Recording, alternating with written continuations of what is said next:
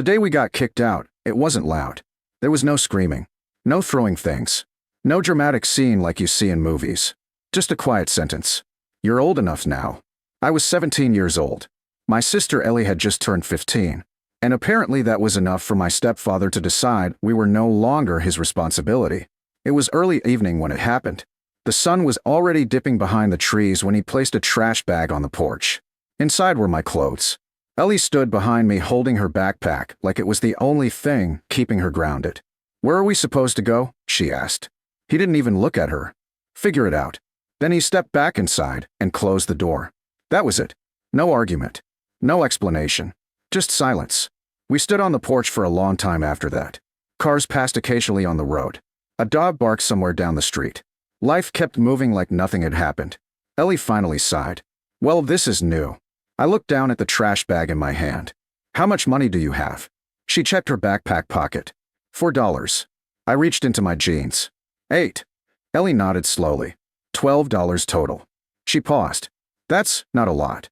"No." She kicked the porch step lightly. "So what's the plan?" I stared down the empty road leading toward town. We start walking. Our town was small. The kind of place where everyone knows everyone else's business. Which meant by the time Ellie and I reached the main street, people were already watching us. Mrs. Carter from the grocery store gave us 2 sandwiches that were about to expire. The gas station clerk let us refill our water bottles. But nobody offered a place to stay. Not because they were cruel. Just because helping 2 homeless kids was complicated. And people avoid complicated things. That night we slept behind the hardware store. There was a narrow space between the wall and the supply shed that blocked most of the wind. Ellie curled up inside her hoodie. "You think this is temporary?" she asked. "Probably." "How temporary?" I didn't answer. Because the truth was, I had no idea. The next morning we started walking. Not toward town. Away from it. Because staying close to people meant questions. And questions meant someone eventually calling our stepfather. About 3 miles outside town the road turned into a cracked strip of pavement that led toward the old airfield. Nobody used it anymore. The airport had shut down nearly 20 years earlier. The runway was still there. Long.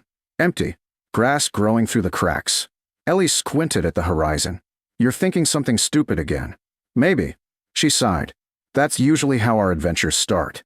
The airfield looked exactly the way abandoned places always do. Forgotten. The control tower windows were broken. The runway lights had rusted into the ground. And at the far edge of the field stood a massive airplane hangar. It was huge.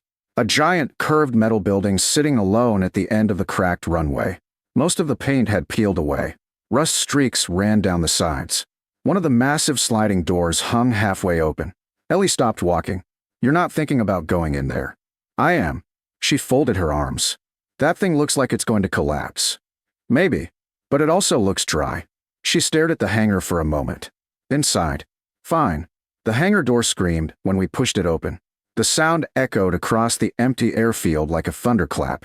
Inside, the space was enormous. At least 3 stories tall. Dust floated through beams of sunlight shining through cracks in the roof. Old equipment sat scattered along the walls. Rusty toolboxes. Broken ladders. Metal shelving units. Ellie slowly turned in a circle. "Okay, this place is insane." I nodded. For the first time since we got kicked out, I felt something close to relief. Because space meant opportunity. And this place had a lot of space. We spent the next 2 hours exploring. The hangar had clearly been abandoned in a hurry. Old tool cabinets still held wrenches and screwdrivers. A workbench near the wall had boxes of bolts and spare parts. Even the office in the corner still had dusty chairs and a metal desk. Ellie leaned against the doorframe. "You realize this is technically trespassing." "Technically. But nobody uses this place." She shrugged. "Fair point." About that time we heard a truck engine outside. Ellie froze. A company. A rusty pickup rolled across the cracked runway and stopped near the hangar. An older man stepped out.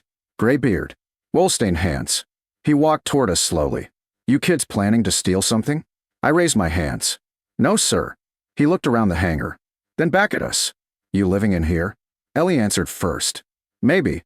The man studied us for a moment. Then chuckled. "Well, I'll be damned." His name was Walter. And he owned the scrap yard across the road. Apparently, he had bought most of the abandoned airfield property years earlier for the metal. Except the hangar. Because tearing it down would cost more than the steel was worth. Walter leaned against the truck and pointed toward the massive building. You want it? I blinked. What? The hangar. Ellie looked at me, then back at Walter. How much? He scratched his beard, then shrugged. $8. Ellie and I stared at each other. $8. That was literally everything I had left. I pulled the bills from my pocket and handed them over. Walter folded the money and tucked it into his shirt pocket. Well, he said, guess you two just bought yourselves an airplane hangar. That evening, Ellie and I sat on the edge of the massive doorway, watching the sunset stretch across the empty runway. The wind moved softly through the tall grass growing along the pavement. Ellie nudged my shoulder. You realize something? What? We bought an airplane hangar. For $8. She laughed. Best deal ever. I smiled. But as the sun dipped below the horizon, something else crossed my mind. Because owning the hangar wasn't the interesting part. The interesting part was what we were about to turn it into. For the first few days, the hangar was just a giant shelter. And honestly, that alone felt incredible. Ellie and I cleaned nonstop. Decades of dust had settled on everything inside. Old leaves had blown through the broken roof panels, and rust flakes covered the concrete floor near the walls. But the hangar itself was solid.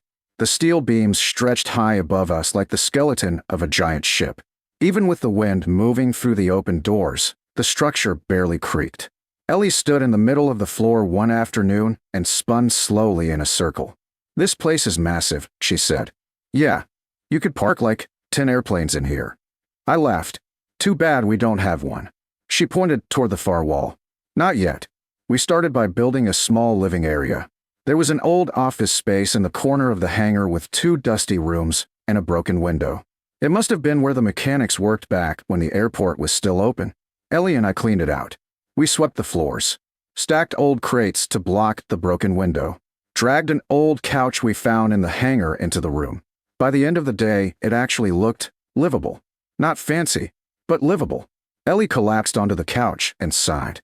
Congratulations. What? We're officially living in an airplane hangar. Luxury real estate. She laughed. $8 mansion. Walter came back the next morning. His old pickup rattled across the cracked runway and stopped near the hangar door. He climbed out carrying 2 cardboard boxes. You kids still alive in there? Ellie walked over. Barely. Walter set the boxes down. Inside were blankets, canned food, and a portable camping stove. Ellie stared at the supplies. You didn't have to do this. Walter shrugged. I've seen worse situations. He glanced around the hangar. You planning to do anything with the place? I looked up at the towering steel structure. I don't know yet. Walter nodded slowly. Well, that building used to be the busiest hangar in the valley. For what? Crop dusters. That got my attention. Walter leaned against the truck and pointed toward the runway. Back in the day, farmers from 3 counties brought their crop dusting planes here for maintenance. Ellie looked at the huge open floor again. So this place was basically a repair shop? Exactly. Walter tapped one of the old tool cabinets near the wall. Most of the equipment's probably still around here somewhere. Then he climbed back into his truck. Think about it. That night, Ellie and I explored the hangar more carefully. The place was bigger than we realized. Along the back wall were several locked storage rooms. Most of the doors were rusted shut, but one of them finally opened with a loud metal groan. Inside were tools. Lots of them. Industrial toolboxes, welding equipment, metal cutting saws, even a small compressor sitting in the corner. Ellie whistled. This stuff looks expensive. I ran my hand over one of the tool cabinets. This was definitely a repair shop. Ellie leaned against the doorway. You thinking what I'm thinking? Maybe. You're thinking we could fix stuff here. I looked out across the huge, empty hangar floor. Farm equipment, broken trailers, metal gates, engines. The farmers around the valley always needed repairs. And suddenly the massive empty building didn't look so empty anymore. The first job came 2 weeks later. A farmer named Greg pulled his tractor into the hangar after Walter told him about us. The metal hitch on the back had snapped clean in half. You two think you can weld this? Greg asked. Ellie looked at me. I looked at the welding machine sitting in the tool room. We can try. It took most of the afternoon. Neither of us had used a welding torch before, but the manuals in the office still explained how everything worked. By sunset, the metal hitch was solid again. Greg tested it twice, then handed me $80. Ellie nearly dropped the money. That's too much. Greg laughed. Cheaper than buying a new one. Word spread quickly. Small towns work like that. Within a week, we had 3 more repair jobs. Trailer frames, farm gates, a broken plow blade. Each job paid a little, and every dollar went back into the hangar. We bought new welding rods, better lights, even a second-hand generator from Walter. Slowly, the giant empty hangar turned into a working shop again. One evening, Ellie climbed up the old metal ladder that led to the roof walkway. I followed her. From up there, the entire valley stretched out in front of us. Fields, barns, long dirt roads winding between farms. The sunset painted the runway orange. Ellie sat on the edge of the platform swinging her boots.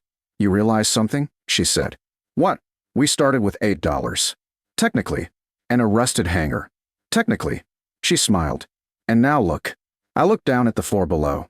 3 tractors sat in the hangar waiting for repairs. A pickup truck backed up near the tool room. And the welding sparks from our latest job lit the growing darkness. "Yeah," I said quietly. "Now we've got a business." But the real moment everything changed came during the storm. It was late summer when the weather turned violent. Thunder rolled across the valley like distant explosions. The radio warned of severe winds and possible tornadoes. Farmers rushed to secure equipment. Cars sped down the road toward town. Ellie and I stood in the hangar doorway watching the clouds roll in. "This looks bad," she said. Then the wind hit. Hard. Dust and debris whipped across the runway. Within minutes, the rain came down in sheets. But the hangar barely moved. The thick steel structure stood firm against the storm. That's when the first truck arrived. A farmer from the South Valley pulled into the hangar with his family.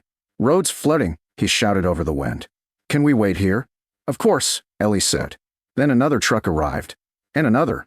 Soon the massive hangar floor was filled with vehicles and people. Families. Farmers. Neighbors for miles around. The storm raged outside. But inside the hangar, everyone was safe. The steel walls blocked the wind. The roof held strong. And the giant building we bought for $8 had become the safest place in the valley. By morning, the storm was gone. The valley was soaked. But nobody had been hurt. And a lot of people knew exactly why. That evening, Ellie and I sat on the roof again watching the sun rise over the runway. Tractors rolled out of the hangar one by one. Farmers waved as they left. Ellie leaned back and smiled. "You realize something?" "What?" "We didn't just buy a hangar." I looked out across the valley. The fields. The farms. The people heading home after the storm. "No," I said. "We bought a future."